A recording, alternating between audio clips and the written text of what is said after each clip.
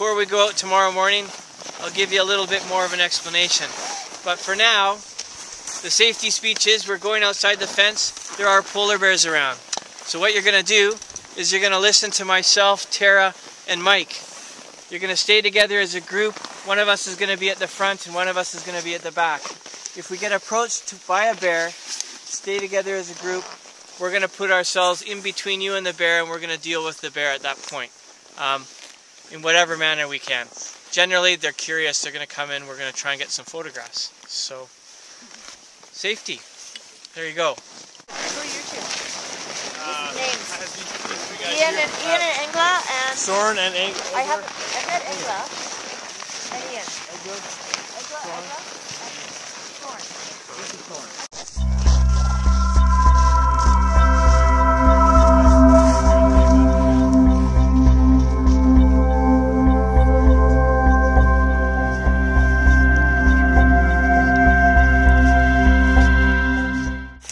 Jetzt bin ich also hier angekommen in Churchill auf der Seal River Lodge und es ist ein fantastisches Wetter. Ich fühle mich slightly overdressed, mir ist schon ein bisschen warm, aber ich denke mal, wenn die Sonne weg ist, wird sich das auch ganz schnell ändern. Also wir haben einen unglaublichen tollen Sonnenuntergang jetzt vor uns. Am ersten Bär sind wir auch schon vorbeigelaufen, der allerdings einfach nur faul da liegt und schläft und sich gar nicht stören ließ von unserer Anwesenheit. Ja, bin gespannt, wie es heute noch weitergeht.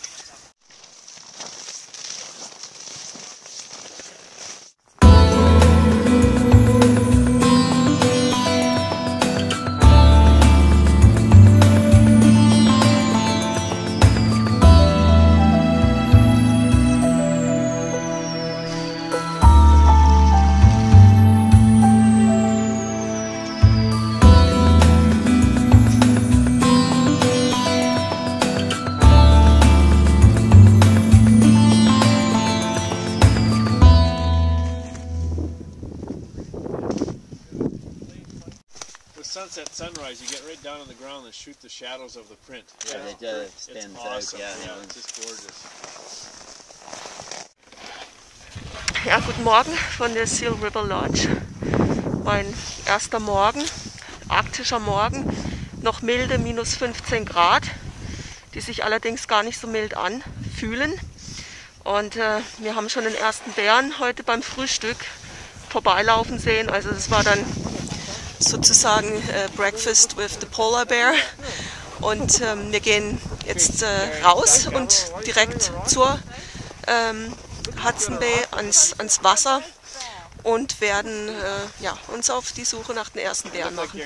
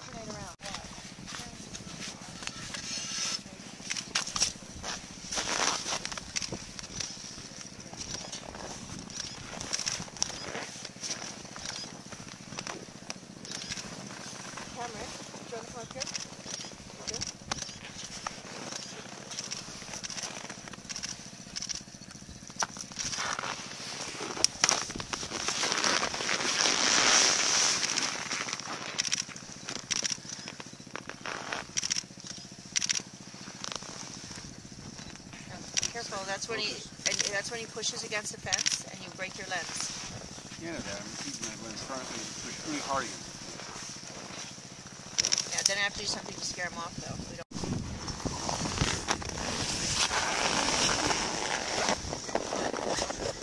A little bit of eye contact there. Like, is that safe what you just did?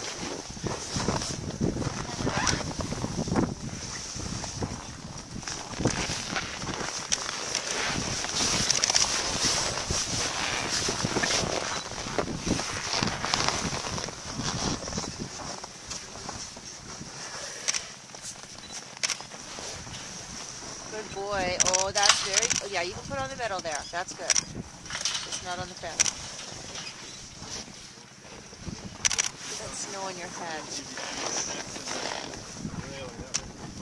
No.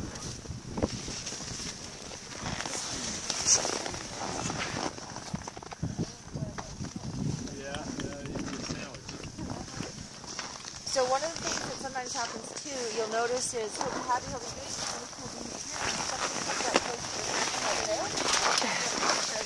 So this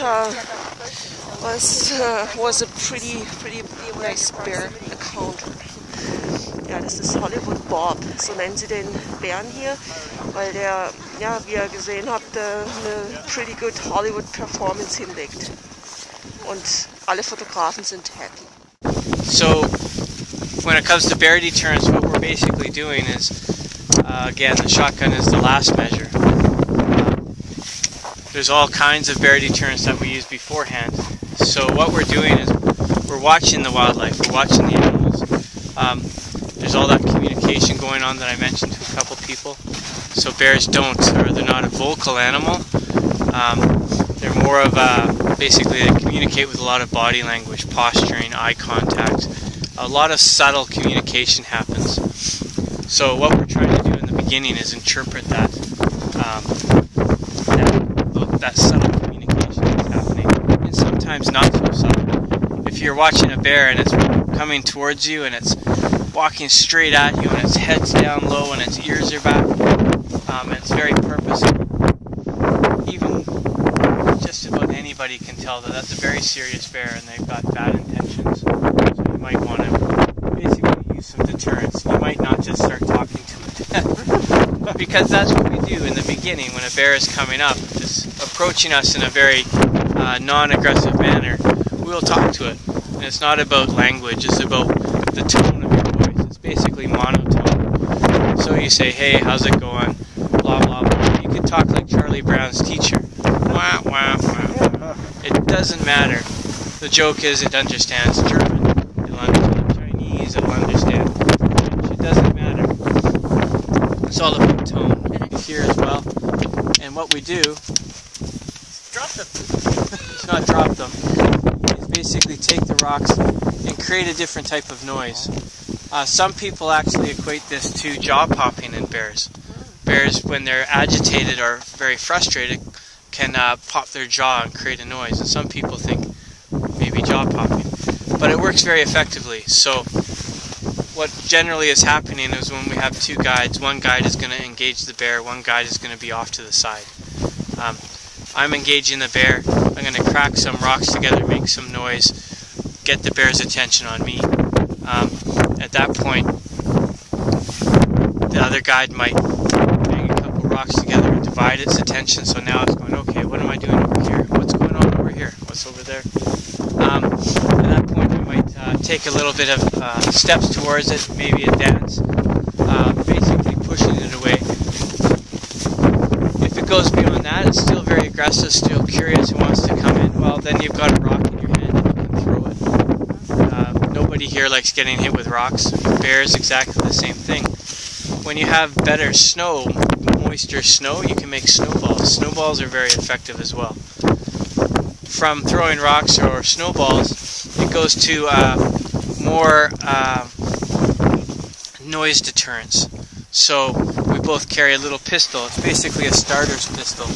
So it fires basically 22 caps. But in our pockets, we're carrying other deterrents. So these are the noise deterrents. You might have been throwing them. green ones and red ones. The green ones are a screamer. They basically fit into the barrel of the pistol, and they travel out towards the animal. So it leaves the barrel of the pistol and that noise goes out towards the animal. Very distracting. If I'm going to stop talking for a second, I want you to tell me what you hear. Wind. It's a very quiet environment. So imagine a very piercing noise traveling towards the animal that lives in a very quiet environment. It could be very disturbing, and they're very effective. The red ones we call bangers. Again, they launch out of the barrel of the pistol. They travel towards the animal. Basically, they'll go 25 yards or so, and then they'll explode, and they'll sound like a shotgun blast. Ideally, what I like to do, shoot it right at the animal. If I can hit the animal with it, it doesn't sound very nice, but that explosion, you betcha it'll be effective.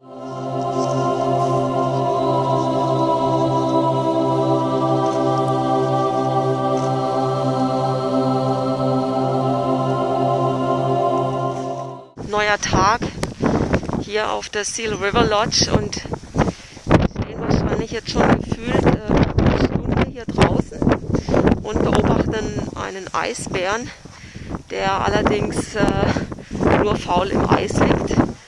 Ab und zu hebt er mal den Kopf und guckt und legt sich sofort wieder hin.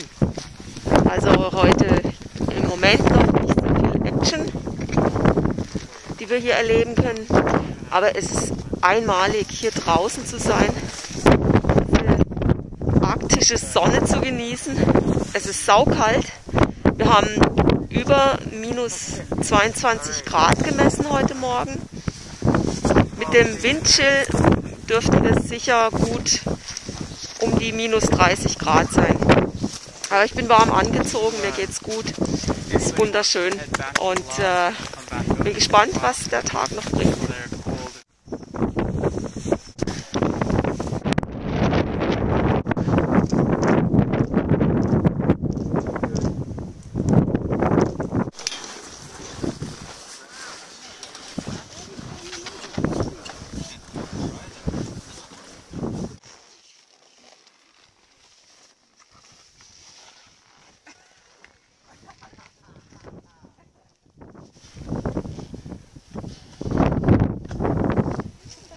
There you go.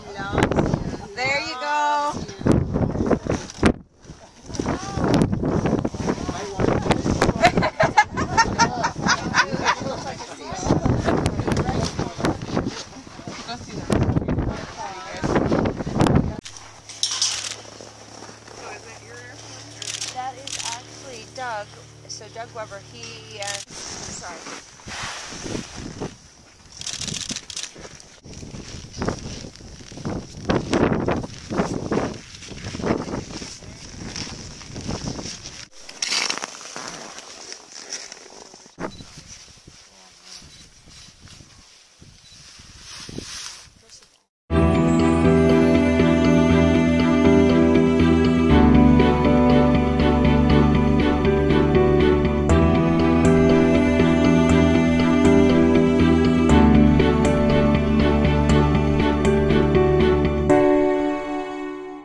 You're a professional photographer here at Churchill Wild, so how's your day going so far? Well, so far it's cold. How cold is it? It's minus 24 Celsius this morning, and the wind chill will be well into the 30s. But hey, we're dressed warm and we're ready to go, right? All right, what are we looking for this morning? Well, we're looking for polar bears, and our favorite bear, Bob, has disappeared, so hopefully we can track him down and get some photos. And of course there are a lot of colored foxes, red foxes, cross foxes around, so maybe we can photograph them. I see a big flock of ptarmigan is feeding in the bushes here just behind me, so maybe we can get a few shots of ptarmigan, and whatever else crosses our path. So what would you say is the most important thing when you go out taking pictures in the Canadian Arctic? Be warm and be patient. You never know when something's going to happen. I've stood for hours and waited for something, and all of a sudden a lot of things began to happen. So you never know. With wildlife, you just have to be patient. and which of course then means you have to be dressed warmly, because if you're standing around you chill out much quicker than if you're walking. When you're hiking you keep warm, but as soon as you stop and wait you're going to chill out if you're not dressed really warmly. Ja, das war gerade Dennis, unser Fotograf hier bei Churchill Wild. Und ich freue mich auch schon, gleich geht's los bei chilligen minus 35 Grad. Noch geht's mir gut, aber ich bin ja auch noch nicht so lang draußen. Und ich kann euch eins sagen, was ziemlich beschissen ist hier in der Arktis, in der Kälte, ist Brillenträgerin zu sein, weil ich sehe nämlich überhaupt nichts. Ich würde nicht mal mehr den Bären erkennen in diesem Nebel, den ich vor der Linse habe. Ja, das ist echt blöd. Ich würde gern auch meine Nase bedecken, weil einer aus der Gruppe hat schon Frostbite bekommen. Und ja, aber wie gesagt, entweder habe ich kalt oder kalt und gute Sicht oder warm und eben Nebel.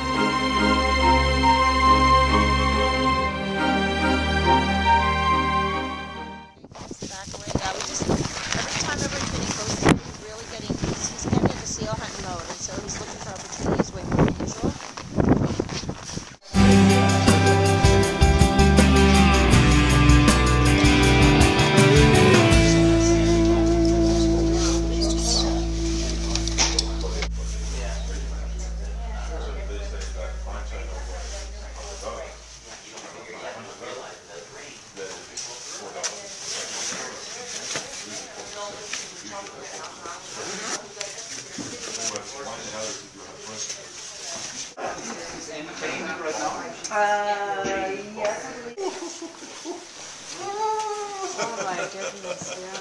That is cold out there. That is windy. You going out? All right.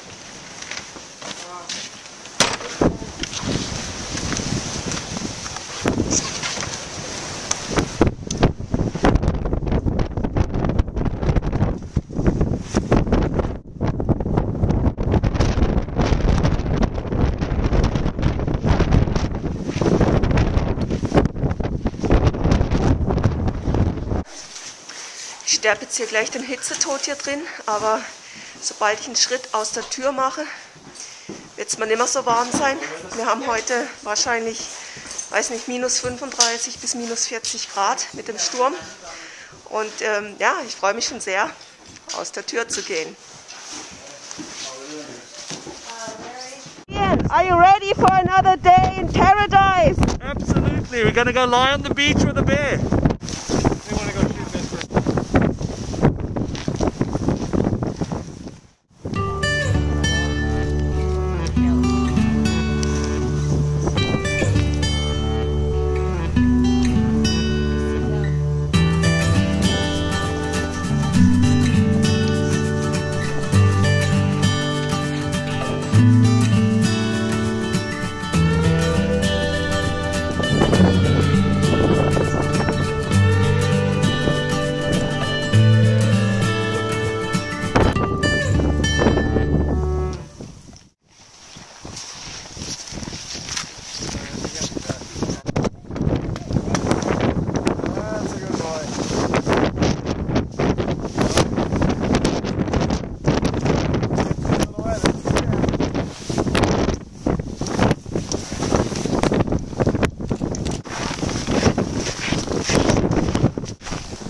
Wir folgen dem Bär.